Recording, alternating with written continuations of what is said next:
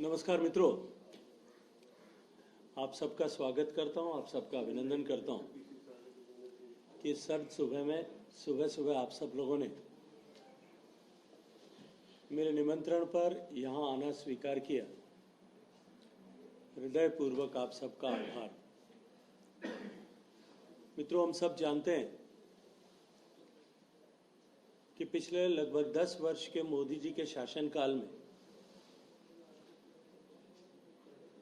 देश को विकसित बनाने के लक्ष्य को लेकर के जो संकल्प प्रधानमंत्री की कुर्सी पर बैठने से पहले माननीय मोदी जी ने व्यक्त किया था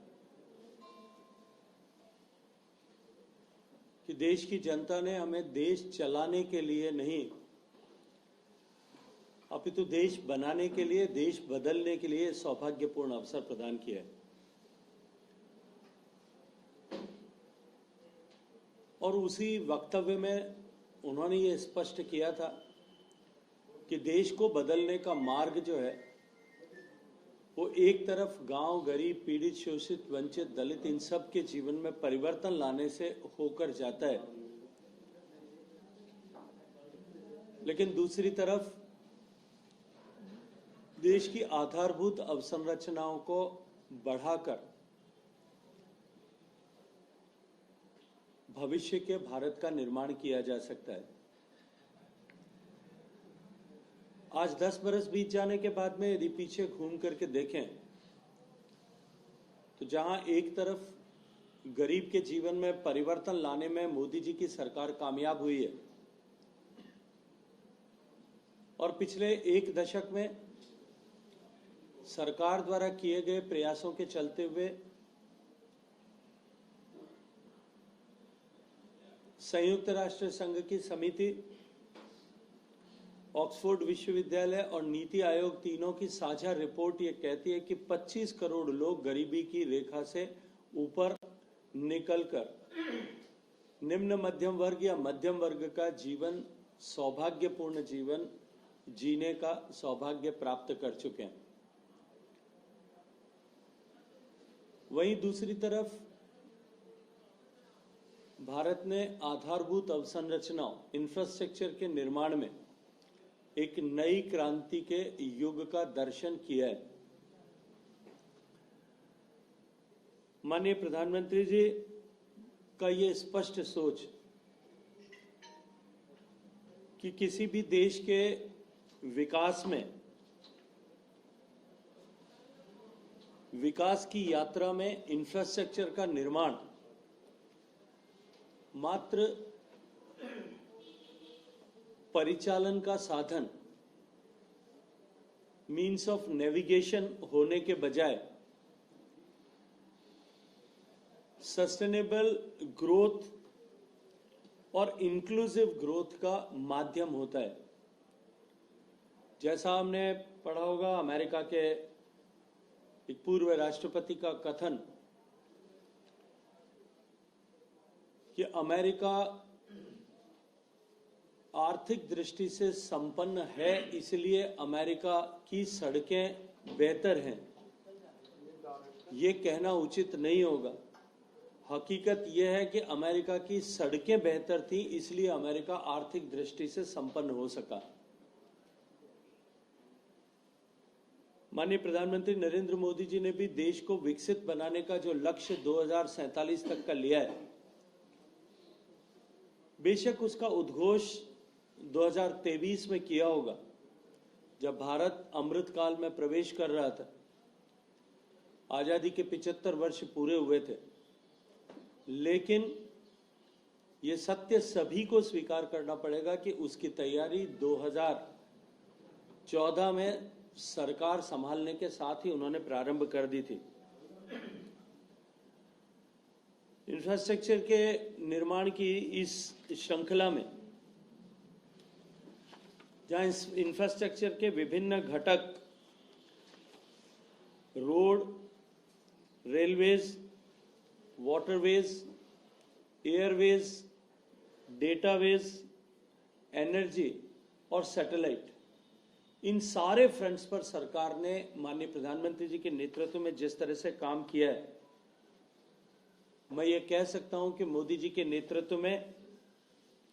इंफ्रास्ट्रक्चर के नवनिर्माण की एक क्रांति इस देश में चल रही है। बीते 9 वर्षों में इंफ्रास्ट्रक्चर के निर्माण पर 34 लाख करोड़ रुपया भारत की सरकार ने खर्च किया है।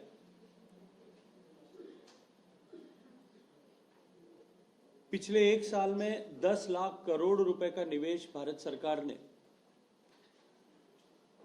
इंफ्रास्ट्रक्चर के निर्माण पर किया था, जो यदि मैं 2013-14 की तुलना में देखूं तो उससे कई गुना अधिक है। इस वर्ष भी बजट की घोषणा में कैपिटल एक्सपेंडिचर पर माननीय वित्त मंत्री जी ने 11 लाख करोड़ रुपए का प्रावधान किया है। और सामान्यतः यदि हम आर्थिक जगत की परिभाषा या उनके आकलन के अनुरूप अध्ययन करें तो इंफ्रास्ट्रक्चर पर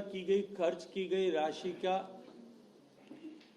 उस साल की जीडीपी पर 2.45 टाइम्स इंपैक्ट होता है,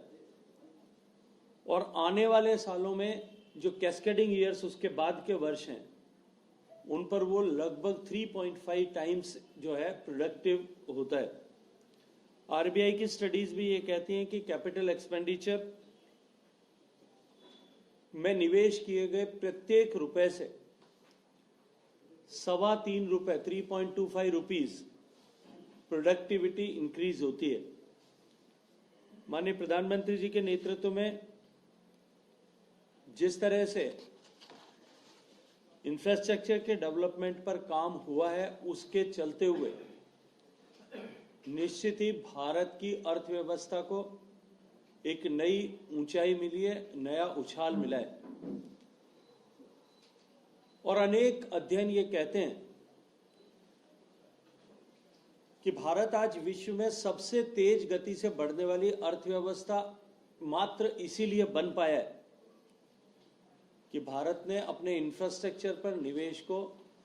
न केवल सुदृढ़ किया है, इंफ्रास्ट्रक्चर पर निवेश को न केवल बढ़ाया है, अपितु इसको कंटिन्यूटी दी है। निरंतर इंफ्रास्ट्रक्चर पर निवेश को बढ़ाए जाने के अपने संकल्प के चलते हुए और जो लक्ष्य तय किए हैं उन लक्ष्यों को ईमानदारी से पूरा करने के सोच के चलते हुए आज भारत आर्थिक दृष्टिकोण से विश्व में सबसे तेज गति से बढ़ने वाला देश बन चुका है।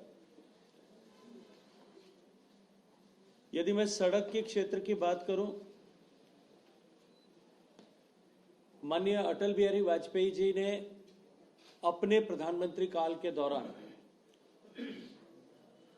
इस लक्ष्य के साथ, इस विजन के साथ कि गांव का विकास का मार्ग सड़क के निर्माण के द्वारा जाता है, उन्होंने प्रधानमंत्री ग्राम सड़क योजना प्रारंभ की थी। पिछले 9 साल के माननीय मोदी जी के कार्यकाल में 4 लाख किलोमीटर लगभग नई ग्राम सड़कें बनी हैं। देश में नेशनल हाईवेज की लंबाई जो माननीय मोदी जी की सत्ता में आने के समय में 90,000 किलोमीटर थी, जिस 90,000 किलोमीटर के आंकड़े तक पहुंचने में देश को 67 साल लगे थे, आज उसमें 56% का इजाफा होकर के वो 1,46,000 किलोमीटर जो है नेशनल हाईवेज की लंबाई हुई है। इसके अतिरिक्त भी नेशनल हाईवेज से ऊपर उठ करके डेडिकेटेड फ्रेट कॉरिडोर्स और एक्सप्रेसवेज का निर्माण भी बहुत तेज गति के साथ में चल रहा है। और सरकार ने जो संकल्प व्यक्त किया है कि आने वाले समय में हम विकसित भारत की आवश्यकताओं को देखते हुए इसको और अधिक गति प्रदान करेंगे। देश में 4 लेन एक्सप्रेसवेज की जो लंबाई है वो पिछले 10 साल में 2.5 गुना बढ़ी है। हाई स्पीड कॉरिडोर्स की लंबाई जो आज 4,000 किलोमीटर है, जो मात्र 500 किलोमीटर थी, उसमें 8 गुना वृद्धि हुई है। यदि मैं एयरपोर्ट्स के इस दृष्टिकोण से देखूं, हम सब जानते हैं कि जहां एक तरफ उड़े देश का आम नागरिक इस संकल्पना के साथ में हवाई किराए को कम किया गया, वहीं दूसरी तरफ देश में एयरपोर्ट कनेक्टिविटी को बढ़ाने की दिशा में भी एक अभूतपूर्व छलांग देश ने पिछले 9 साल में लगाई है। हवाई अड्डों की संख्या जो 74 हुआ करती थी, आज देश में वो बढ़ दुगनी होकर के 149 हवाई अड्डे फंक्शनल हो गए हैं। इसी तरह से देश में वाटरवेज को बढ़ाने के दृष्टिकोण से एक तरफ सागरमाला परियोजना के माध्यम से देश के बंदरगाहों को सुदृढ़ करने की दिशा में काम किया गया। माननीय प्रधानमंत्री जी की ये स्पष्ट सोच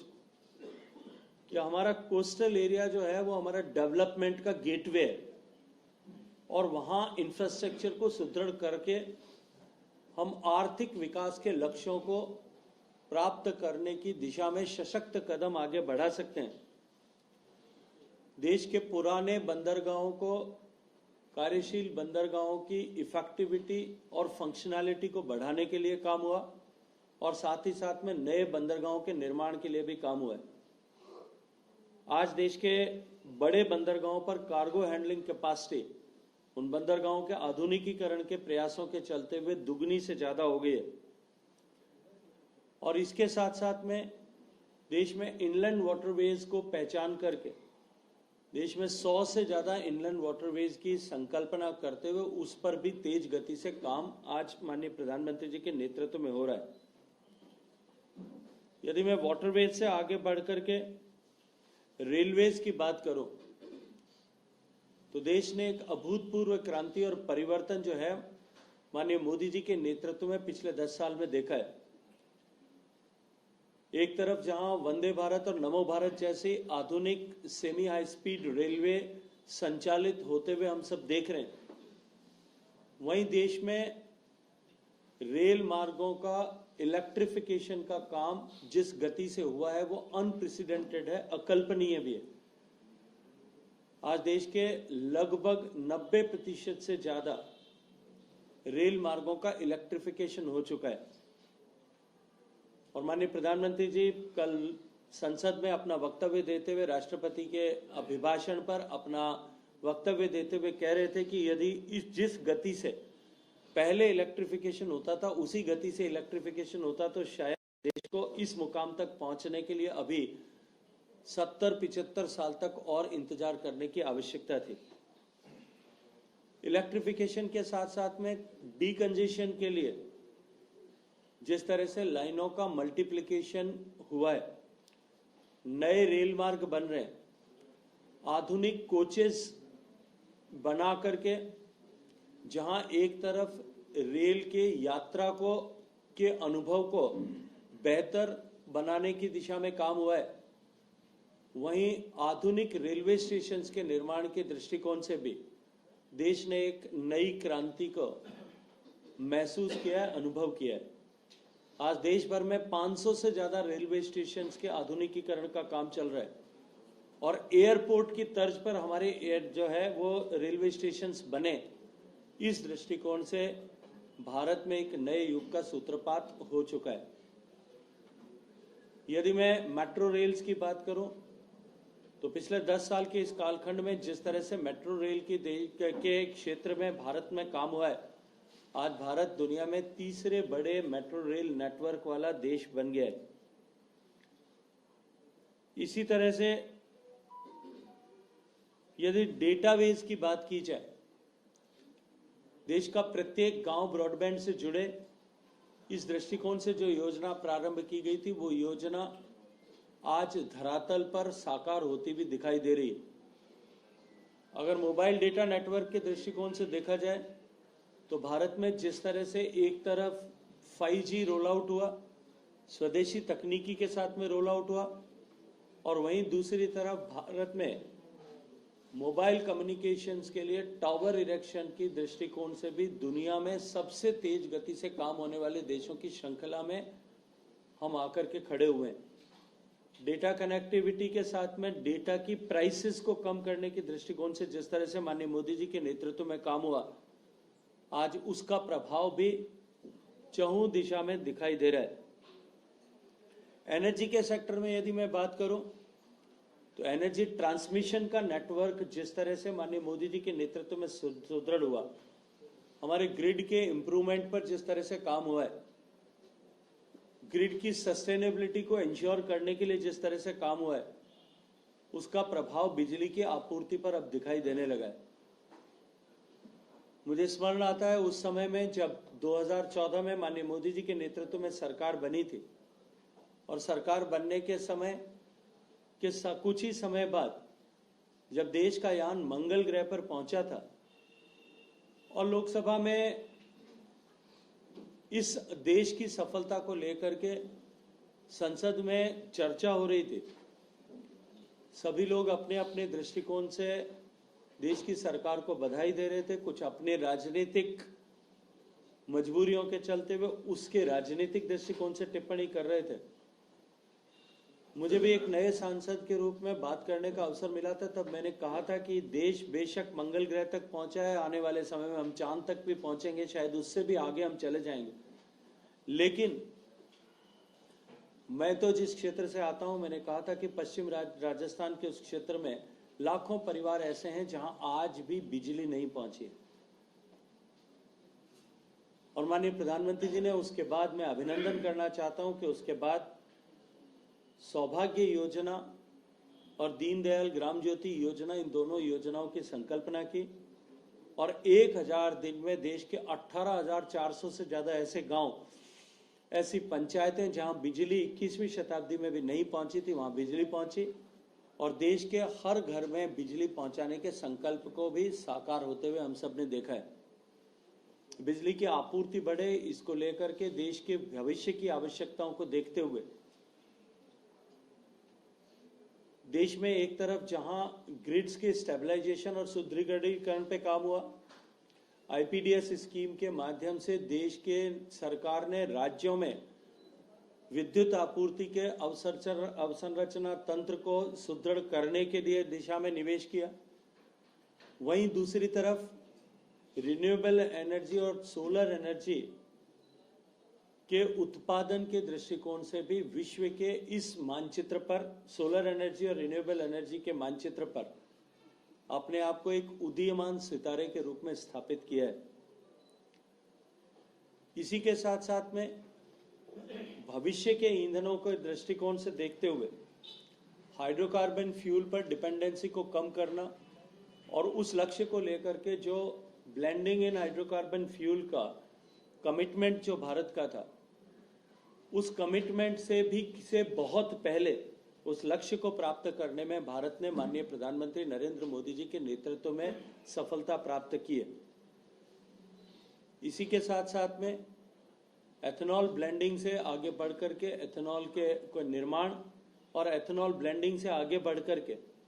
यदि मैं फ्यूचर फ्यूल की तरह हाइड्रोजन को देखूं तो भारत ने देश के उन चुनिंदा देशों में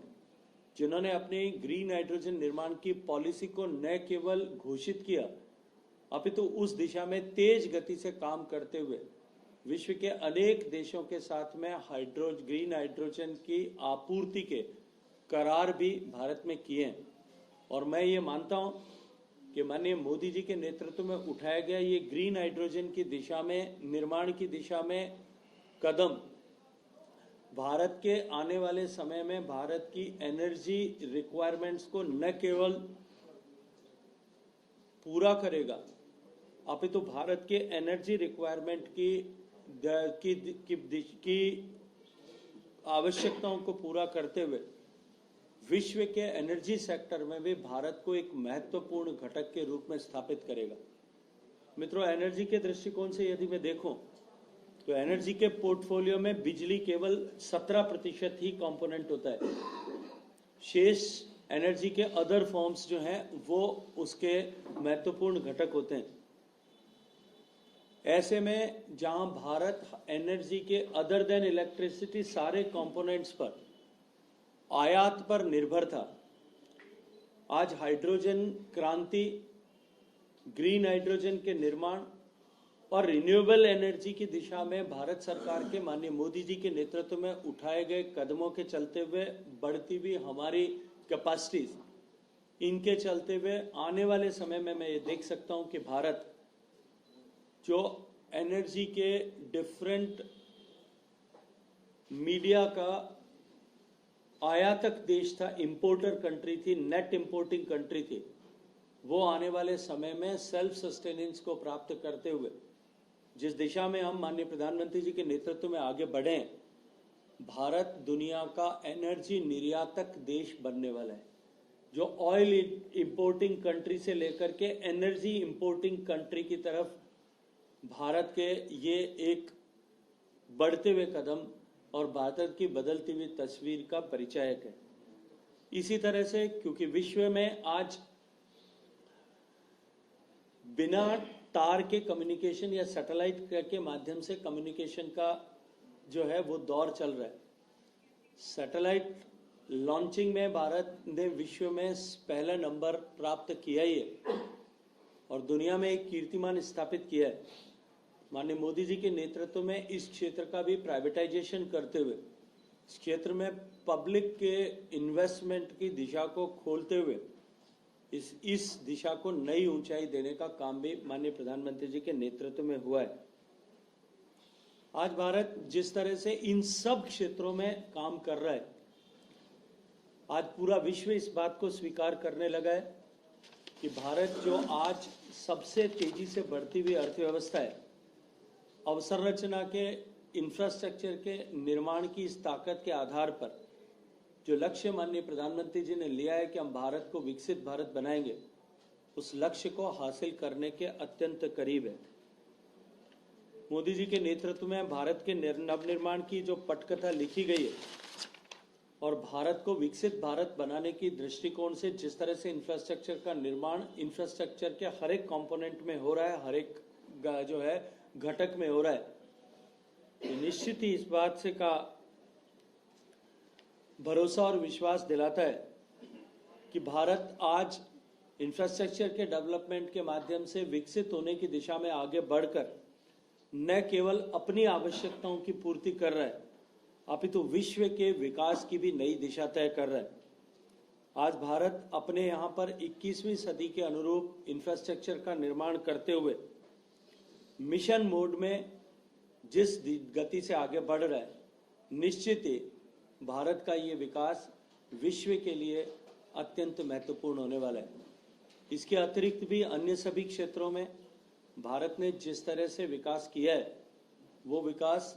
आज विश्व के लिए, विश्व के डेवलपमेंट के लिए, यूनाइटेड नेशंस को सस्टेनेबल डेवलपमेंट गोल्स के अपने तय किए गए लक्ष्यों की पूर्ति के लिए एक बहुत बड़ी आपूर्तिकर्ता के रूप में उभर रहा है। मैं इस अपेक्षा के साथ में कि हम सब लोग आज इस बदलते हुए भारत की तस्वीर को जो न केवल देख रहे हैं अपितु अनुभव कर रहे हैं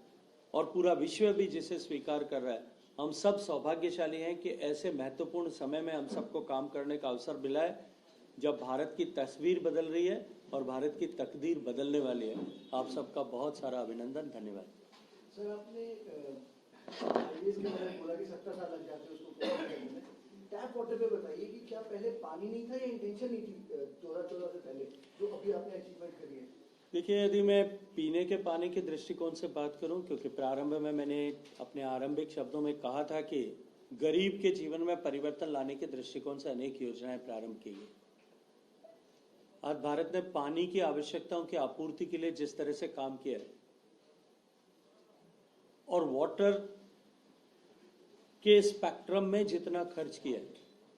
पिछले 10 साल में भारत पानी के क्षेत्र में निवेश करने वाला, सबसे ज्यादा निवेश करने वाला दुनिया में देश है और लगभग 250 बिलियन US डॉलर्स के जितना निवेश भारत ने पानी के डिफरेंट स्पेक्ट्रम्स में किया है। चाहे वो सिंचाई का पानी होगा, चाहे नदियों का शुद्धिकरण होगा, चाहे पेयजल का होगा, चाहे भूगर्भ के जल का पुनर्भरण होगा।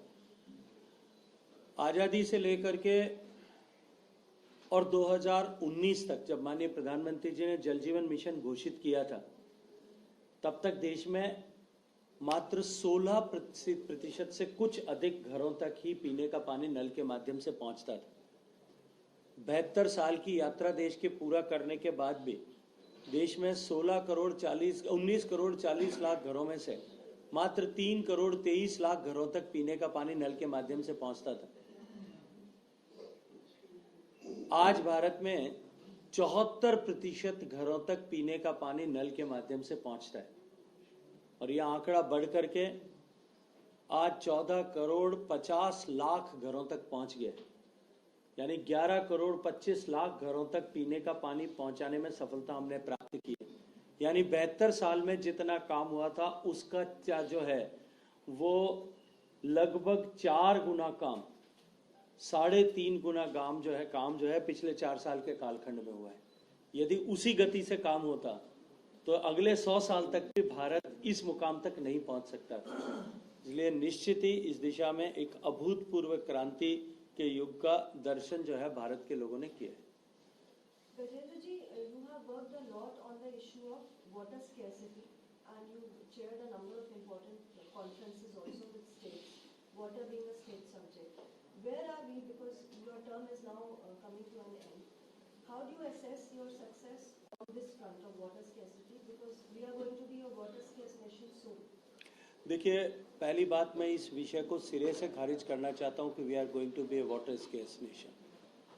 माननीय प्रधानमंत्री नरेंद्र मोदी जी ने पानी की महत्ता को समझते हुए पानी का विषय जो विभिन्न मंत्रालयों में, विभिन्न विभागों में, अलग अलग जगह टुकड़ों में निर्णीत किया जाता था, उस सबको एकीकृत करके एक मंत्रालय के रूप में जल शक्ति मंत्रालय का गठन किया था और मुझे सौभाग्य से उस पर काम करने का अवसर प्रदान किया था। माननीय प्रधानमंत्री जी के नेतृत्व में हमने पानी के हर परिप्रेक्ष्य में, हर एस्पेक्ट पर काम किया। वाटर रिटेंशन कैपेसिटी, स्टोरेज को बढ़ाने के दृष्टिकोण से प्रधानमंत्री कृषि सिंचाई योजना के तहत ऐसी परियोजनाएं जो वर्षों से लंबित थी, ऐसी 100 से ज्यादा परियोजनाओं को चिन्हित करके भारत सरकार के सहयोग से, निवेश से उनको समयबद्ध तरीके से पूरे करने की दिशा में हमने काम किया। उसमें से 60 से ज्यादा परियोजनाएं लगभग पूरी हो चुकी हैं और शेष परियोजनाओं पर तेज गति के साथ में काम चल रहा है। इसके अतिरिक्त डिसेंट्रलाइज तरीके से पानी के, बरसात के पानी का संचय हम कर सकें, इस दृष्टिकोण से माननीय प्रधानमंत्री जी ने जो आह्वान किया था कि हम अमृत सरोवर बनाएं, देश में 70,000 से ज्यादा अमृत सरोवरों का निर्माण हो चुका और 30,000 से ज्यादा अमृत सरोवर जो हैं वो अभी निर्माणाधीन है। इसी तरह से देश में भूगर्भ का जल, जिस पर हमारी सर्वाधिक निर्भरता है और दुनिया में सबसे ज्यादा भूगर्भ का जल दोहन करने वाला देश भारत है, और उसके चलते हुए हमारे भूगर्भ के जल स्रोतों पर जो दबाव था और जिस तरह से कंटिन्यूअस डिप्लीशन हो रहा था, कंटिन्यूअस जो है हमारे भूगर्भ के जल, हमारे जमीन का पानी सिमट रहा था, सिकुड़ रहा था, वो एक चिंता का विषय था देश भर के लिए। लेकिन माननीय प्रधानमंत्री जी के नेतृत्व में हुए सारे समन्वित प्रयास, जिनमें अटल भूजल योजना से लेकर के राज्यों को प्रोत्साहित करने, कॉरपोरेट सेक्टर को उसमें निवेश के लिए प्रोत्साहित करना, सामान्य जन के लिए इस विषय को चिंता और चर्चा का विषय बनाने के चलते हुए जल शक्ति अभियान पर के द्वारा किए गए प्रयासों और महात्मा गांधी नरेगा के निवेश को इसके लिए सुकेंद्रित करने के चलते हुए आज मैं गर्व के साथ में ये बात कह सकता हूं कि वो ट्रेंड जो डिप्लीशन का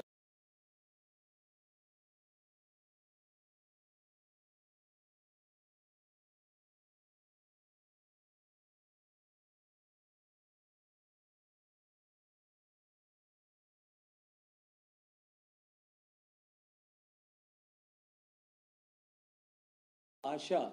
की किरण देश में प्रदीप्त करता है। पेयजल के दृष्टिकोण से मैंने पिछले प्रश्न के उत्तर में कहा था कि अभूतपूर्व प्रगति देश में हुई है। नदियों के शुद्धिकरण को लेकर के भी भारत के जो प्रयास माननीय मोदी जी के नेतृत्व में जो नमामि गंगे मिशन के माध्यम से प्रारंभ हुए थे, विश्व भर की यूनाइटेड नेशंस ने जो डिकेड ऑफ रिस्टोरेशन इस वर्तमान के दशक को मानते हुए जो इस तरह के रिस्टोरेशन प्रोजेक्ट्स देश भर में, दुनिया भर में जो इस तरह के इनिशिएटिव्स लिए गए थे, उन सब इनिशिएटिव्स को आकलन करने के बाद में यूनाइटेड नेशंस ने यह स्वीकार किया है कि भारत का नमामि गंगे मिशन जो मोदी जी के नेतृत्व में हुआ है, दुनिया के टॉप 10 इनिशिएटिव्स में है। इन सब के अतिरिक्त भी ग्लेशियर स्टेबलाइजेशन से लेकर के वेटलैंड्स के कंजर्वेशन तक अभूतपूर्व काम इन 10 साल के कालखंड में हुआ है। लेकिन सप्लाई साइड के साथ साथ में डिमांड साइड के ऑगमेंटेशन की भी आवश्यकता है, और उसको लेकर के जिस क्षेत्र में सबसे ज्यादा पानी का उपभोग होता है, कृषि का क्षेत्र, सिंचाई का क्षेत्र, जो वैश्विक दृष्टिकोण से माना जाता है कि कुल मिलाकर के पानी जितना उपयोग होता है उसका लगभग 85% से अधिक पानी जो है, 90% तक पानी सिंचाई के लिए उपयोग होता है। हमारे सिंचाई के पानी की प्रोडक्टिविटी बढ़े, उसको लेकर के भी भारत सरकार ने अनेक कदम उठाए, और इन सारे कदमों के चलते हुए मैं ये मानता हूं कि भारत में हालांकि चुनौती बहुत बड़ी है, हमारी बढ़ती हुई आबादी के कारण से, हमारे क्लाइमेट चेंज के इम्पैक्ट के कारण से, चेंज हो रहे रेनफॉल पैटर्न के चलते हुए, हमारे बढ़ते हुए औद्योगिकरण के कारण से, बढ़ते हुए अर्बनाइजेशन के कारण से, क्योंकि उसके चलते हुए भी डिमांड बढ़ती है, और बढ़ती हुई अर्थव्यवस्था के कारण से हमारी पानी की डिमांड अत्यंत बढ़ने वाली है। लेकिन जिस दिशा में हम काम कर रहे हैं, जिस गति से हम काम कर रहे हैं, और जिस रास्ते पर अब हम चल पड़े कि हम बरसात के द्वारा मिलने वाले अधिकतम पानी को रोक करके उसका उपयोग करें, जिस दिशा में हम बढ़े हैं, मैं ये मानता हूं कि हम आने वाले कई सदियों तक हम अपने देश को जो है पानी की आपूर्ति के दृष्टिकोण से हम सस्टेनेबल ऐसा बना सकते हैं, उस दिशा में हम काम कर रहे हैं। सर, पूर्व प्रधानमंत्री अटल बिहारी वाजपेयी का एक स्वप्न था नदी से नदी जोड़ो, जिसमें एक परियोजना पूर्ण हो चुकी है और दूसरी आपके गृह राज्य राजस्थान में अभी आपने उसका एमओयू हुआ है राजस्थान और मध्य प्रदेश में। इसके अलावा भी क्या कोई और स्टेट में ऐसी कोई योजना प्रस्तावित है, और ईआरसीपी कब तक पूरी होगी? देखिए, नेशनल पर्सपेक्टिव प्लान जो माननीय अटल बिहारी वाजपेयी जी के विजन के अनुरूप बना था, उसमें 30 ऐसे लिंक्स आइडेंटिफाई किए गए थे जहां डेफिसिट बेसिन में सरप्लस बेसिन से पानी ट्रांसफर किया जा सकता है। हमने उसमें 15 से ज्यादा डीपीआरस बनाई हैं, और लगभग 30 ही सारी परियोजनाओं की जो है प्री फिजिबिलिटी रिपोर्ट्स बनाई हैं। जिन राज्यों ने डीपीआर बनाने का समझौता किया था, उनको डीपीआर बना करके साझा की गई थी। मध्य प्रदेश और उत्तर प्रदेश के बीच में, जैसा आपने कहा, केन बेतवा का सपना साकार होता हुआ दिखाई दे रहा है। राजस्थान और मध्य प्रदेश के बीच में पार्वती काली सिंध चंबल परियोजना, और उसके साथ साथ में ईआरसीपी का एकीकृत प्लान जो है उसके लिए एमओयू हुआ है। और इसी तरह से लगभग 5 परियोजनाएं ऐसी हैं जो परिपक्वता के कगार पर है। और ये जो मार्ग अभी खुला है, जब केन बेतवा का समझौता, केन और बेतवा नदियों को जोड़ने का समझौता उत्तर प्रदेश और मध्य प्रदेश राज्यों के बीच माननीय मुख्यमंत्रियों की उपस्थिति में, माननीय प्रधानमंत्री जी की गरिमामयी उपस्थिति में हुआ था, तब मैंने कहा था कि ये केवल एक नदी, 2 नदियों को आपस में जोड़ने का प्रकल्प नहीं है, ये देश में एक नए युग के सूत्रपात का विषय है, देश में एक नए मार्ग के खुलने का विषय है। और मैं ये मानता हूं कि उसके बाद में निश्चित ही इस दिशा में राज्यों के सोच में सकारात्मकता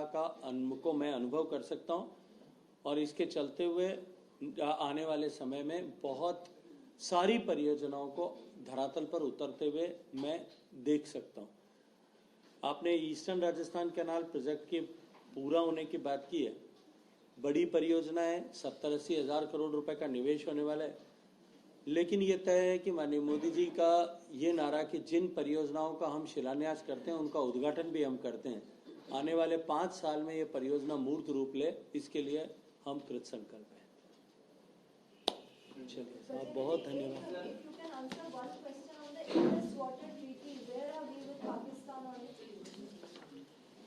देखिए, इंडस वाटर ट्रीटी दुनिया का ऐसा एकमात्र समझौता है जिसको 3 प्रत्यक्ष युद्ध के बावजूद भी भारत ने उस ट्रीटी की पवित्रता को बनाए रखा है। पाकिस्तान की तरफ से कुछ व्यवधान खड़े किए गए और वो क्योंकि अंतर्राष्ट्रीय पटल पर विभिन्न पटलों पर विचाराधीन है, इसलिए इसके विषय पर बहुत ज़्यादा टिप्पणी करना अभी अनुकूल नहीं है।